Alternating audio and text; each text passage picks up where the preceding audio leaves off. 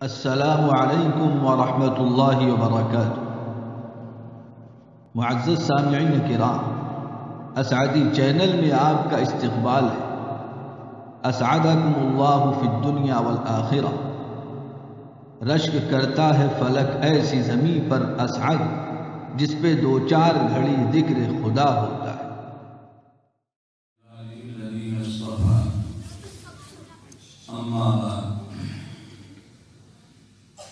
قال الله تبارك وتعالى وقال الرسول يا رب إن قومي اتخذوا هذا القرآن مهجورا۔ بزرگوں دوستو، کائنات کی سب سے آخری عدالت جو کائنات کو پیدا کرنے والے کی ہے، وہ جب لگے گی، جب یہ سارے نقشے کائنات کے ختم ہو جائیں گے، مٹ جائیں گے، ایک نیا نقشہ بنے گا، تو اس عدالت میں بہت سے مقدمے پیش کیے جائیں گے، مقدموں کی سماعت ہوگی۔ ظالم اور مظلوم اور حاکم اور محکوم، انبیاء اور ان کی امتیں، ان سب کی پیشی ہوگی۔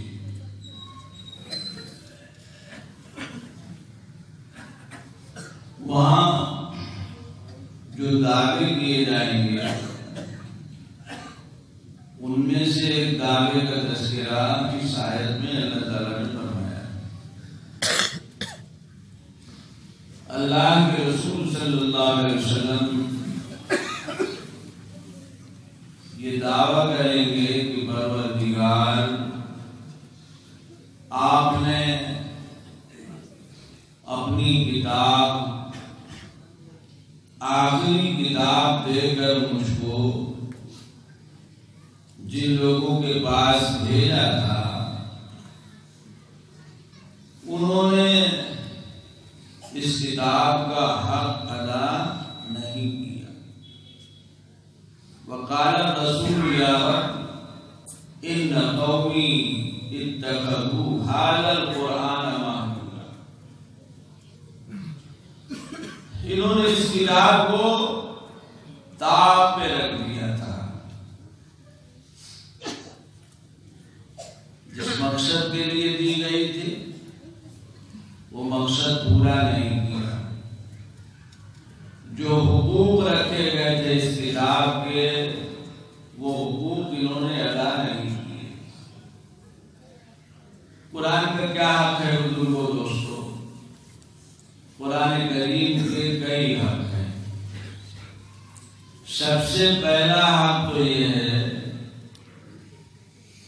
کہ یہ قرآن جس عظیم مقصد کے لیے نازل کیا گیا ہے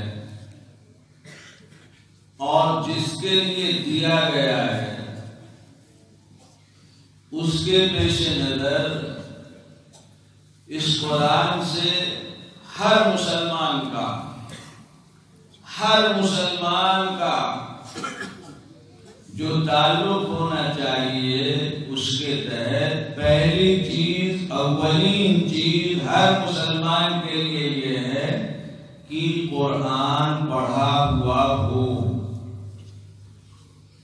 قرآن اس نے پڑھا ہو، قرآن اس کو پڑھے۔ یہ ہر مسلمان پر حق ہے۔ وہ مسلمان ہی کون جس کا قرآن پہ ایمان نہ ہو؟ وہ مسلمان ہی کون جس کا قرآن سے رشتہ نہ ہو، جس کے دل میں قرآن کا کوئی احترام نہ ہو، جو ہونا چاہیے اس لیے کہ اللہ کی دی ہوئی کتاب۔ تو اس کا حق صرف یہ نہیں ہے شادی میں دے دیا، سر پہ سایہ کر دیا،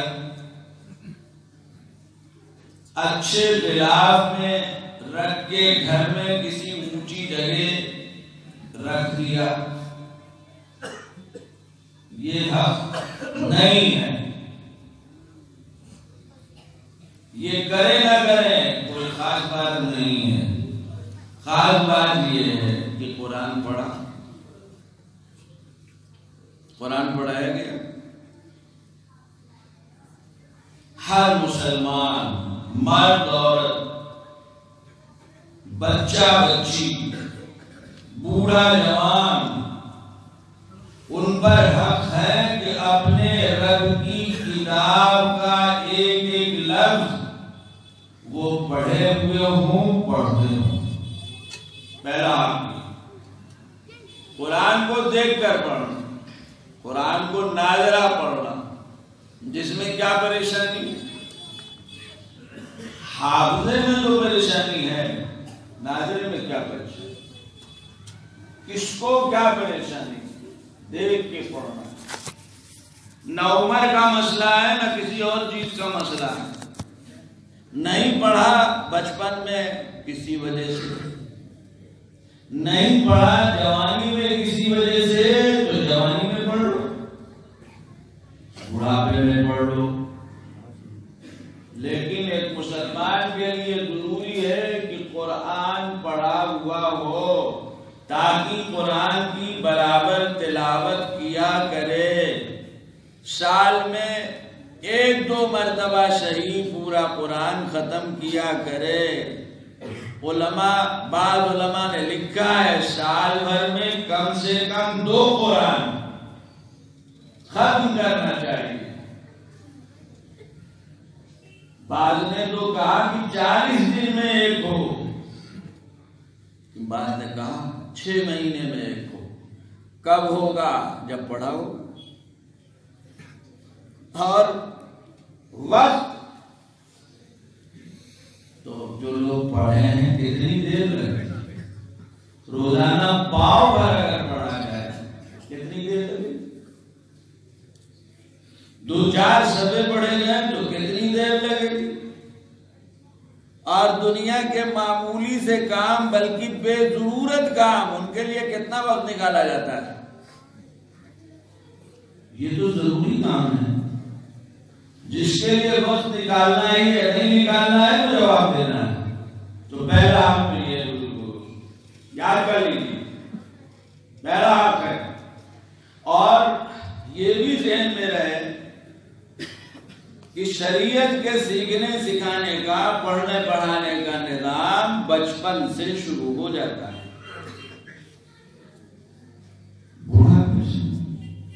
بڑھاپا تو مجبوری کی چیز. دین سیکھنے کی عمر، دین سکھانے کی عمر اور نمازی بننے کی عمر اصل میں کیا ہے؟ بچپن. یہ تو مجبوری ہے. نہیں ہو سکا تو چلو بھائی اب بوڑھے ہو گئے، جوان ہو گئے، اب سیکھ لو، اب نماز پڑھو. ورنہ حکم شریعت کا یہ ہے کہ بچپن سے، جب بچہ کھانے پینے لگتا ہے، چلنے پھرنے لگتا ہے، دنیا کو سمجھنے لگتا ہے، اچھا برا جاننے لگتا ہے، تب سے ہر مسلمان کو چاہیے کہ اپنے بچے کو اس کا دین سکھائے، جس میں قرآن کی تعلیم بھی داخل ہے، نماز کا سیکھنا سکھانا بھی داخل ہے. حضور صلی اللہ علیہ وسلم کا ارشاد ہے تمہارے لڑکے 7 سال کے ہو جائیں ان سے نماز پڑھواؤ، ان سے کہو نماز پڑھو، تو 7 سال سے پہلے کچھ سکھانا پڑے گا، پڑھانا پڑے گا، تب تو کہا جائے گا نماز پڑھو. یاد رکھنا، دنیا اس کو مانتی ہے. تعلیم کا اصل مرحلہ بچپن کا ہے. بچپن سے جو تعلیم چلتی ہے کسی بھی لائن کی، اس تعلیم کی حیثیت اور ہوتی ہے، اور جو بچپن میں جا کے حاصل کی جاتی ہے وہ اور ہوتی ہے. وہ تو ایک دین بچپن سے سیکھا جاتا ہے، دین بچپن سے سکھایا جاتا ہے. بچپن سے کیسے سیکھا جائے گا؟ کون سکھائے گا؟ یہ ماں باپ کا فریضہ ہے. ماں باپ دال روٹی، پیٹ کا بھرنا، بدن کا ڈھانکنا، یہ تو ہے ہی. لیکن خالی یہی نہیں ہے، خالی یہی نہیں ہے کہ بچے کے کپڑے کی، جوتے کی، چپل کی، کھانے کی، پینے کی فکر کرو، اور آج جو ماحول عموماً ہو رہا ہے تو مثلاً اسکول کی فکر کرو، ٹھیک ہے کرو، بات اس کی ہے کہ اتنا کافی ہے، اتنے سے بچ جاؤ گے، ہم بچ جائیں گے، ہم یہ کیوں کہیں کہ بچ جاؤ گے، میں بھی شامل ہوں، اتنے سے بچ جائیں گے، کل جب وقت آئے گا سوال جواب کا اور اس کا اولاد کو کیا دے کے آئے تھے، دنیا تو بہت کی تھی، دین دیا تھا، ہماری پہچان کرائی تھی، ہمارے نبی کی پہچان کرائی تھی، ہماری کتاب سکھائی تھی، کل یہ سوال ہوگا، جیسے یہ سوال ہوگا کہ تم نماز کیوں نہیں پڑھتے تھے، تم نے یہ کیوں کیا، وہ کیوں کیا، تو جواب میں جن لوگوں کو والدین محروم رکھیں گے وہ کہیں گے کہ ہمارے ماں باپ سے پوچھئے، ہمارے ماں باپ سے پوچھئے، یہ تو ہمارا کام نہیں تھا بچپن میں، ہم کو تو کچھ پتہ ہی نہیں تھا ہمارا اچھا کیا ہے برا کیا ہے، ہم تو جانتے ہی نہیں، ہمارے ماں باپ نے دیا جس چیز کو انہوں نے اچھا سمجھا، لیکن جو چیز واقعتاً ہمارے لیے اچھی تھی ہمارے ماں باپ نے نہیں دی، ان سے پوچھی، اس لیے بزرگوں دوستو بچپن سے دین کی تعلیم بچپن سے، اگر دنیا کی تعلیم اہم ہے آپ کے نزدیک اور بچہ بھی بستر سے اٹھتا نہیں ہے کہ اٹھا لیتے ہیں، ابھی ٹھیک سے چلتا نہیں ہے کہ اسکول میں لے جا کے ڈال دیتے ہیں، پیشاب پاخانہ یہ ضرورتیں نہیں پوری کر سکتا ہے لیکن جا کے وہاں پہنچا دیتے ہیں، صبح سے خوشامد کر دی، یہ ہو رہا ہے، اگر اس کی اہمیت ہے تو اس کی اہمیت نہیں ہے، پیدا کرنے والے کی پہچان کراؤ، پیدا کرنے والے کی پہچان کراؤ، سب سے پہلا حق ہے، سب سے پہلا حق ہے، اولاد جب بولنے اور سیکھنے کے لائق ہو تو سب سے پہلے اللہ کا نام سکھاؤ، سب سے پہلے کلمہ سکھاؤ، آپ بتائیں بچے کے پیدا ہوتے ہی نہلانے دھلانے کے بعد سب سے پہلا حکم کیا ہے، کیا ہے حکم، اذان کہی جائے گی، اقامت کہی جائے گی، کیا ایک بچہ جا کے نماز پڑھے گا، یہ اذان کیوں کہی جا رہی ہے، یہ اقامت کیوں کہی جا رہی ہے، کان کے واسطے سے اور کان میں اور کان کے واسطے سے دل تک یہ آواز کیوں پہنچائی جا رہی ہے، اس لیے پہنچائی جا رہی ہے کہ بتایا جا رہا ہے، یاد دلایا جا رہا ہے تم دنیا میں اپنے پروردگار کے لیے آئے ہو، ابھی سے سمجھ، جب بولنے لگے تو اللہ سکھانا ہے، آپ اللہ سکھائیں گے تو ثواب ملے گا، اور خدا نخواستہ کچھ اور سکھائیں گے اس کو چھوڑ کر تو کوئی ثواب نہیں ملے گا، آج کل جیسے ہم سکھا رہے ہیں، ہم سکھا رہے ہیں، بچہ بھی بولنے کے لائق نہیں ہے چونکہ انگلش میڈیم اسکول میں پڑھانا ہے، تو ابھی نہ بولتا ہے نہ سمجھتا ہے، CAT cat, RAT cat, DOT ڈاک یہ سکھایا جاتا ہے، اور جب ہمارا بچہ بولتا ہے تو ہم خوش ہو جاتے ہیں، ہمارا بچہ انگریزی بولتا ہے، اسکول گیا واپس آیا، گھر میں ماں باپ نے کبھی نہیں کہا بیٹے گھر میں آیا کرو تو سلام کیا کرو، اماں کو دیکھو تو سلام کیا کرو، ابا کو دیکھو تو سلام کیا کرو، لیکن پہلے ہی دن اسکول سے سیکھ کے آیا گھر میں جانا تو گڈ مارننگ کہنا، اب گھر میں پہنچے پاپا گڈ مارننگ، پاپا کا سینہ اتنا بڑا ہو گیا، فیس وصول ہو گئی، تو 4-5 ہزار 10 ہزار جو تھی وہ وصول ہو گئی، اس لیے کہ ہمارے بچے نے ہم کو کہا گڈ مارننگ۔ بزرگوں دوستوں، یہ کسی کے لیے خوشی کی بات ہو، ہمارے لیے نہیں، ہمارے بچے کو تو ہماری زبان سے سن کر ہم اتنا اللہ بولتے ہوں کہ ہمارا بچہ سن کر اللہ بولے، کلمہ پڑھے۔ سب سے پہلے یہ ہے،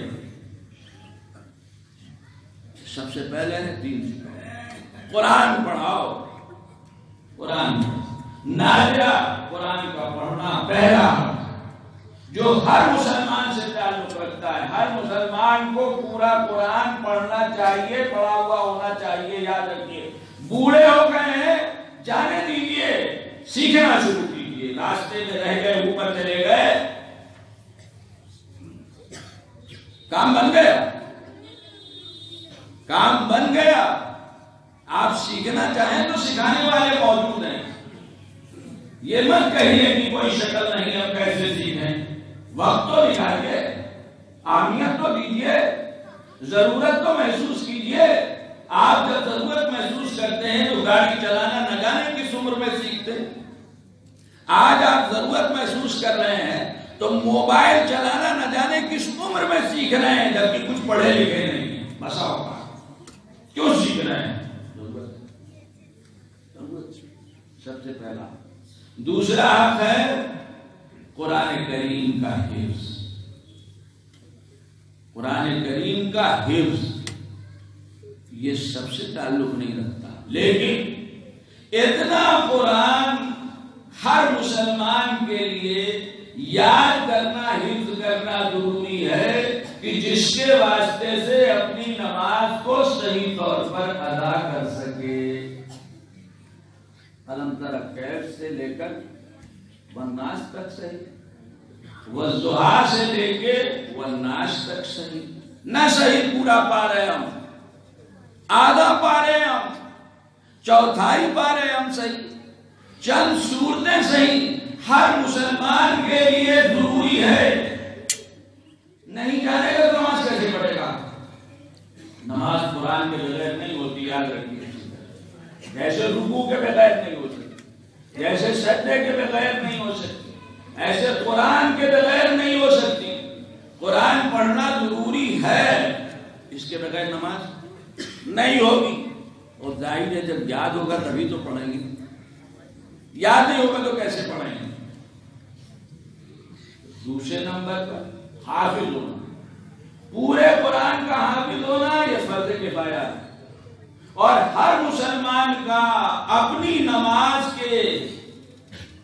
نماز کی صحت کے لیے کچھ قرآن کا، کچھ سورتوں کا حافظ ہونا یہ فرض عین ہے، فرض عین، یہ 5 وقت کی نماز کی طرح ہے۔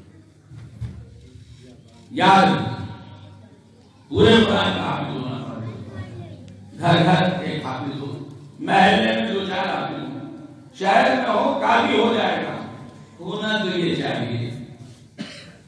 جتنی بڑی دولت ہے قرآن کریم، جتنی بڑی دولت ہے حفظ کی، یہ ہر گھر میں ایک حافظ ہو، ہر گھر میں ایک حافظ، تاکہ اس کے حفظ کی برکت پورے گھر والوں کو پہنچے، زندگی میں بھی پہنچے، مرنے کے بعد دنیا میں بھی پہنچے، آخرت میں بھی پہنچے۔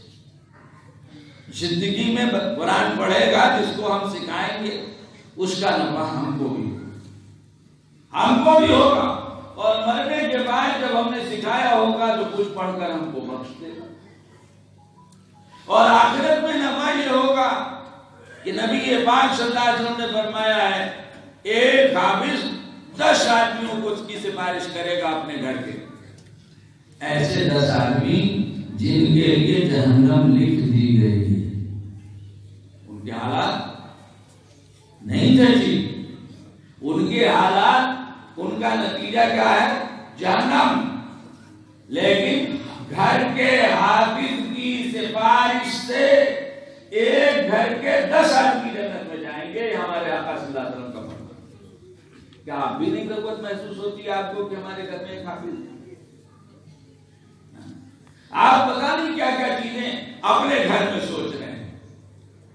ہمارے گھر میں ایک منسٹر ہو تو بڑا اچھا ہے، ہمارے گھر میں ایک لیڈر ہو تو بڑا اچھا ہے، ایک نیتا ہو تو بڑا اچھا ہے، ایک فلانا ہو تو بڑا اچھا ہے۔ یہ سوچ ہے ہماری، ہے ایسا نہیں ہے کہ نہیں ہے۔ تو یہ سوچ یہ ہمارے گھر میں قابل جس سے ہم کو فائدہ پہنچے، خاندان کو فائدہ پہنچے، یہ سوچ ہونی چاہیے کہ نہیں ہونی چاہیے؟ اور ہمارا دین تو عجیب غریب ہے، اور ہمارا خدا بڑا رحیم و کریم، بڑا شفیع، بڑا داتا ہے۔ وہ نہ جانے کتنے بہانوں سے دے دیتا ہے۔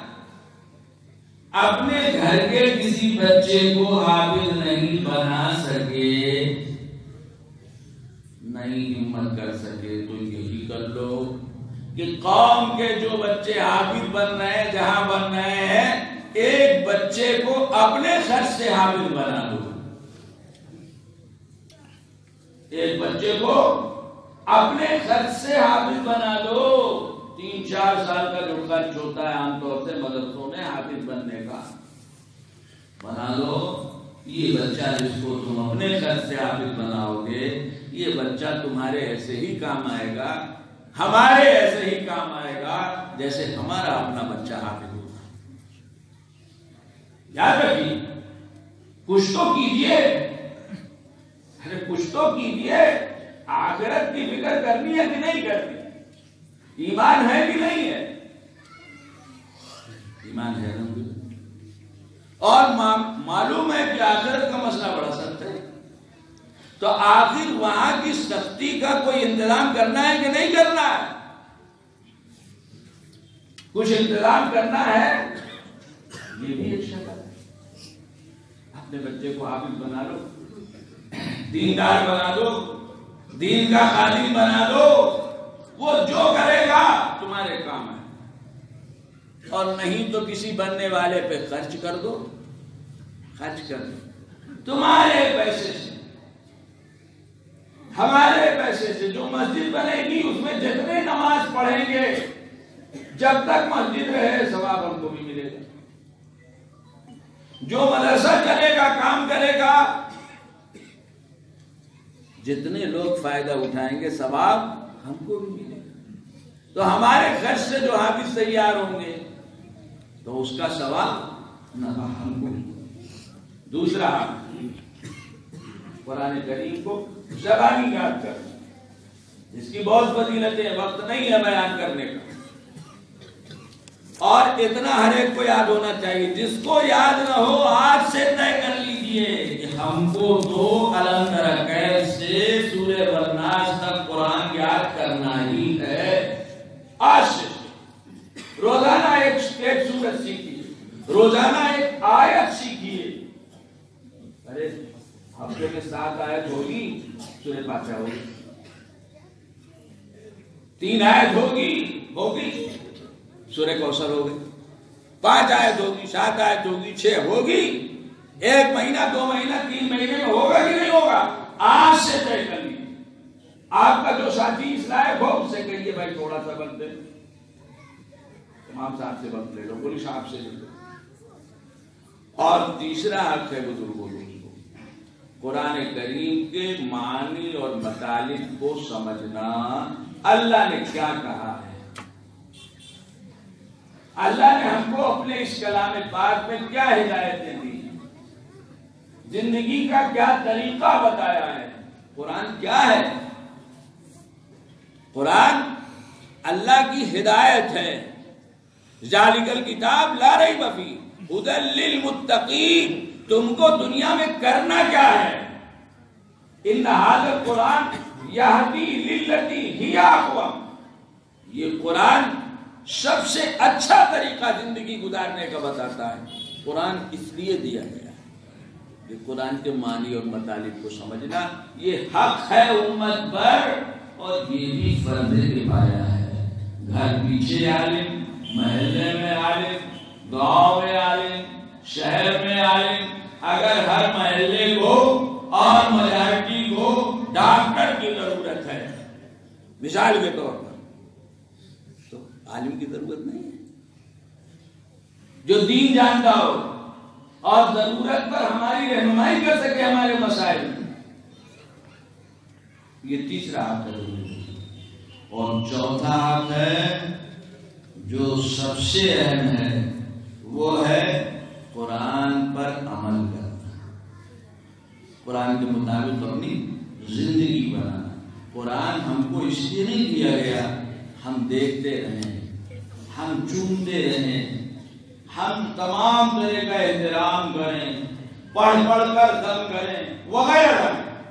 قرآن ہم کو اس لیے دیا گیا ہے کہ ہماری زندگی قرآنی ہو، ہماری زندگی قرآن کے مطابق ہو، ہمارا رات دن صبح و شام اور ہمارا مرنا جینا شادی بیاہ اور ہمارا کاروبار سب قرآن کے مطابق ہو.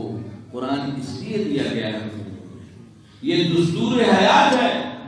یہ اسلام کا کیا لفظ کہتے ہیں؟ قانونی کانسٹیٹیوشن، دستور حیات ہے. دستور حیات اسلام کا دستور حیات.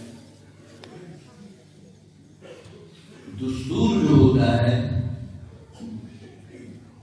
جو بنیادی قانون ہوتا ہے کسی ادارے کا، کسی ملک کا، اس کے باہر نہیں نکل سکتے. آج جو سپریم کورٹ میں جا رہے ہیں معاملات کو لے کر، کیوں؟ دیکھیے صاحب، ان کی یہ بات ہمارے دستور کے اور بنیادی حقوق کے خلاف ہے، بنیادی قوانین کے خلاف ہے. چوتھا، ہماری زندگی قرآن کے مطابق. حقوق تو اور اس لیے بزرگوں دوستوں ہمیں قرآن سے اپنا رشتہ مضبوط کرنا چاہیے، قرآن سے رشتہ مضبوط کرنا چاہیے. اس مضبوطی کی ایک عام سادی سی شکل یہی ہے کہ ہم سب قرآن پڑھیں، خوب پڑھیں، ہمارا ہر فرد پڑھے، چھوٹا بڑا سب پڑھے. خود بخود اس سے ایک رشتہ قائم، ایک تعلق قائم ہوگا. اور یہ خالی پڑھنے کی حد تک نہ ہو بلکہ برتنے کی حد تک، سننے کی حد تک نہ ہو قاری صاحب نے بہت اچھا پڑھا، اپنی زندگی میں اتارنے کی حد تک ہو. اس کی فکر کی رہنی چاہیے. یہ اللہ کا فضل و کرم. اللہ نے اپنی کتاب دنیا میں نازل، قیامت تک کے لیے کتاب ہے اور قیامت تک کے لیے حفاظت کا اعلان کیا، اور حفاظت کا نظام یہی بنایا ہے. کیا؟ پڑھنا، یاد کرنا، معنی مطلب کو سمجھنا، قرآنی ہدایات پر عمل کرنا. یہ سب قرآن کی حفاظت کر رہے ہیں جو اللہ نے بنایا. اس قرآن کو قیامت تک محفوظ رہنا ہے اور محفوظ رہے گا، محفوظ رہے گا. چونکہ جس کی کتاب ہے اسی نے کہا ہے کہ ہمارے دل میں، اسی نے انتظام کیا ہے، تو اس انتظام میں آپ بھی شریک ہو جائیں. ہوتا ہے نا بھائی، ایک پلان ایک آدمی بناتا ہے بڑا اچھا، اس میں بہت سے لوگ جوڑتے ہیں اور جوڑے جاتے ہیں اور سب سے مل کر پلان پورا ہوتا ہے. اللہ نے نظام یہی بنایا، کائنات کو پیدا کر کے کائنات کو باقی رہنے کا، یا انسانوں کے باقی رہنے کا نظام کیا بنایا؟ اس نے انسان کو مرد و عورت بنایا، مرد اور عورت کا نظام بنایا، ان کے واسطے سے پیدائش کا نظام بنایا. یہ گاڑی چلتی رہے جب تک دنیا باقی رہنی ہے، جب تک ہم کو دنیا باقی رہے. اب یہ جو کچھ ہو رہا ہے ہم کرتے ہیں دنیا میں، یہ اللہ کے بنائے ہوئے نظام میں لگنے کی شکل، لگنے کی شکل. علماء امت نے اس لیے لکھا ہے کہ نکاح کے فضائل میں یہ بات بھی داخل ہے کہ اللہ نے اس کو ذریعہ بنایا ہے انسانوں کے دنیا میں باقی رہنے کا. آدمی نکاح کرے تو یہ نیت بھی شامل کر لے، اللہ کا منشا پورا ہوتا ہے. ہمارے آقا حضرت محمد مصطفیٰ صلی اللہ علیہ وسلم نے فرمایا تم جتنے زیادہ ہوگے آخرت میں میری امت اتنی ہی زیادہ ہوگی، اور میری امت جتنی زیادہ ہوگی میں دوسرے نبیوں اور امتوں کے مقابلے میں اتنا ہی فخر کروں گا۔ تو نکاح کرو اور یہ نیت کرو کہ ہم نبی پاک صلی اللہ علیہ وسلم کے اس فرمان کو پورا کریں گے، کل ان کا سر اونچا کریں گے، شادی کر کے اپنی اولاد کے ذریعے جو اللہ کی نعمت ہے اس کا عطیہ ہے، اس کی مرضی ہے، دیتا بھی ہے نہیں دیتا ہے، لیکن نیت تو کرو کہ ہمارے آقا نے فرمایا ہے نکاح اس لیے کرو، تو ہم نکاح اس لیے تو اللہ نے نظام بنایا ہے۔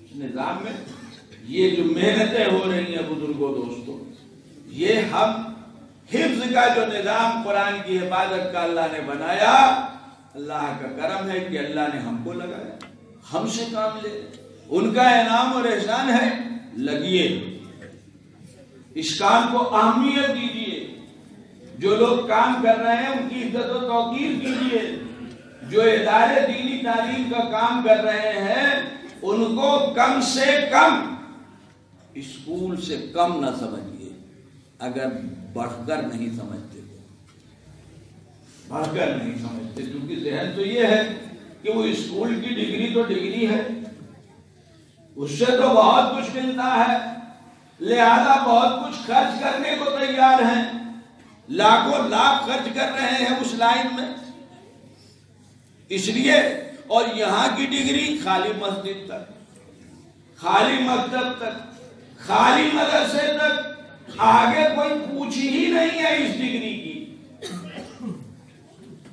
لیکن وہ جو ڈگری ہے جس کے لیے آپ لاکھوں خرچ کرتے ہیں، 50 لاکھ دیتے ہیں، 1 کروڑ دیتے ہیں، اب تو 1.5 2 کروڑ دے کر لوگ ڈاکٹر بن رہے ہیں، آپ لوگ زیادہ جانتے ہوں گے، ہم تو مولوی لوگ ہیں سن کے کہتے ہیں 1.5 2 کروڑ دے رہے ہیں، اور موقع ہوتا ہے تو جب ڈاکٹر صاحب کی شادی کی نوبت آتی ہے تو سمجھیانے سے 1 کروڑ 1.5 کروڑ 2 کروڑ کا سودا کرتے ہیں، جی اتنا خرچ ہوا ہے ڈاکٹر بنانے میں۔ ڈاکٹر داماد بنانا چاہتے ہو فری میں بنا لو گے، جو ہم نے خرچ کیا پہلے رکھ دو، کم سے کم آدھا دے دو، یہ ہو رہا ہے۔ تو بزرگوں دوستوں، ارے کم سے کم اس سے کم تو نہ سمجھے، ہونا حاصل کیا ہے اس سے بڑھ کر، اس ڈگری کی پوچھ یہیں تک ہے کالج یونیورسٹی کی، اور یہ جو مسجد میں پڑھائی ہو رہی ہے اس کی پوچھ، یہ ڈگری یہیں کام آنے والی ہے، اور وہ وہاں بھی کام آئے گی انشاءاللہ۔ اور یہ ڈگری یہاں بھی لاکھوں خرچ کرنے کے بعد بھی بسا اوقات کام نہیں آتی، نوکری نہیں ملتی، اچھی نہیں ملتی، دکان نہیں چلتی، ڈاکٹری کی کھولی مثال کے طور بہت سے نہیں کام ہے، مجبور ہو کر ڈاکٹر صاحب انجینئر صاحب چائے کی دکان کھولی، پرچون کی دکان، ہوٹل کھولتے، پتہ نہیں کیا کیا ہوتا ہے، سب ہو رہا ہے دنیا میں۔ یہ ڈگری تو یہ ڈگری اگر قدر کرو گے، جو حامل عالم اللہ نے جو دولت اس کو دی ہے علم دین کی اور قرآن کے علم کی، اس کی قدر کرے گا، اللہ اس کو بے عزت اور رسوا نہیں کرے گا۔ آپ بھوکا مرتے نہیں دیکھیں گے، آپ خودکشی کرتے نہیں دیکھیں گے، شرط یہ ہے کہ آدمی ٹھیک ہو۔ ہاں یہ قید لگا رہا ہوں کیونکہ آپ کہہ دیں گے آدمی ٹھیک ہو، اس کے دل میں عزت اور توقیر ہو اللہ کی کتاب کی، اللہ رسوا نہیں کرے۔ 1000 راستے ہیں اس کے پاس، 1000 راستے ہیں اس کے پاس دینے۔ اس لیے بزرگوں دوستوں، یہ جو نعمت ہم کو حاصل بحیثیت مسلمان، اور اس جیسے ملک میں جہاں نہ جانے کیسے کیسے مسائل ہیں، طرح طرح کے مسائل ہیں، روز روز کے مسئلے ہیں، لیکن اللہ کا کرم ہے، اللہ کا کرم ہے، اللہ کا کرم ہے۔ بزرگوں دوستوں، پریشانیوں کو اتنی اہمیت نہ دو کہ جو نعمتیں ملی ہیں بھول جاؤ۔ ہاتھ میں تکلیف ہو رہی ہے، 2 آنکھیں نعمت ہیں۔ ہاتھ میں تکلیف ہو رہی ہے، 2 پیر نعمت ہیں کہ نہیں ہے 2 پیر؟ یہ ہاتھ کی تکلیف کو اتنی اہمیت نہ دو کہ بھول جاؤ میرے پاس 2 آنکھیں تو ہیں، میرے پاس 2 پیر تو ہیں۔ دنیا یہ پریشانیوں کو اتنی اہمیت نہ دو، نعمتیں بھول جاؤ۔ ملک میں کیا ہو رہا ہے، مسلمانوں کے ساتھ کیا ہو رہا ہے، کیا کیا کہا جا رہا ہے، ٹھیک ہے کہا جا رہا ہے، اس سے بھی زیادہ کہا گیا ہے، اور اس سے زیادہ کہا جائے گا، اس سے زیادہ ہوگا۔ یہ مت سوچیے نہیں ہوگا۔ جب اللہ کے محبوب صلی اللہ علیہ وسلم کے ساتھ پتہ نہیں کیا کیا ہوا ہے، ہماری آپ کی کیا اوقات، کیا اوقات ہے آپ کی؟ ان کے دانت ٹوٹے، ان کا چہرے انور زخمی ہوا کہ نہیں ہوا؟ کانٹے پھینکے گئے، پتھر پھینکے گئے، ان کے ساتھ ہوا کہ نہیں ہوا؟ وہ اللہ کے محبوب ہیں، ان کے ساتھ جب ہوا تو ہماری آپ کی کیا حیثیت ہے؟ ہمیں تو یہ بھی سوچنا چاہیے کہ ایمان بھی ہمارا ڈھنگ کا ہے کہ نہیں ہے۔ ہمیں تو یہ سوچنے کی ضرورت ہے۔ کہنا تو بڑا آسان ہے، مسلمان ہیں، یہ ہے، دیکھیے کیا ہو رہا ہے مسلمانوں کے ساتھ۔ مسلمان بھی ہیں، ہر مسلمان اپنا جائزہ لے لے، اپنے طور پر، اپنے گھر میں بیٹھ کر، کونے میں بیٹھ کر، گریبان میں منہ ڈال کر دیکھ لے کیسا مسلمان، کیسی نماز ہماری، حج کر کے آئے، کیسا حج کر کے آئے، جائزہ لے لیجیے کون سی چیز ہماری ٹھیک ہے۔ اس لیے ٹھیک ہے، ملک ہے، حالات ہے، سب کچھ ہوگا، یہ اللہ کا نظام ہے۔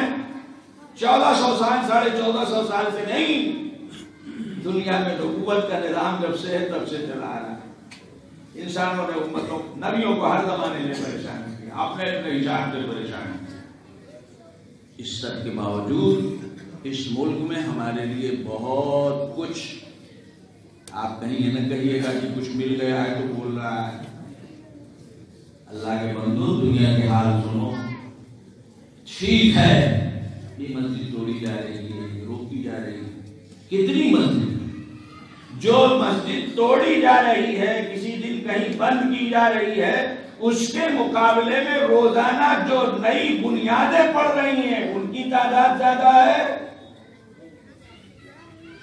جو مسجدیں نئی شروع ہو رہی ہیں ان کی تعداد زیادہ ہے، جو مدرسے اور مکتب نئے شروع ہو رہے ہیں ان کی تعداد زیادہ ہے، یا جو مکتب مدرسہ بند کیا جا رہا ہے، یا کوئی مسجد خدا نخواستہ بند کی جا رہی تو اس کی تعداد زیادہ ہے۔ اپنے شہر کو دیکھیے، کیا چیز زیادہ ہے؟